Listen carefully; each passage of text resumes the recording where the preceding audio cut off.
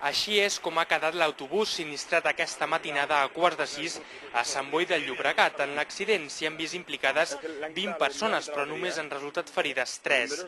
Els veïns de la zona s'han despertat pel fort soroll que ha fet l'autobús quan ha xocat amb 14 vehicles aparcats a la zona de la Ronda de Sant Ramon, a l'altura del número 65. Mira, era sobre las 6 menos cuarto, estábamos durmiendo porque mi piso da a esta zona y escuchamos un estruendo muy fuerte. Total, que salimos al balcón y vimos en la zona que está de obra gente llorando que está muerto, que está muerto, que estoy muerto. Y pensamos que era un coche porque se veía como un vehículo subido, empotrado en cemento. Les investigacions apunten a que el conductor hauria patit una lipotímia, fet pel qual ha perdut el control de l'autobús just en aquest punt, quan ha travessat aquesta rotonda pel damunt i ha anat a parar a aquest carrer sense sortida.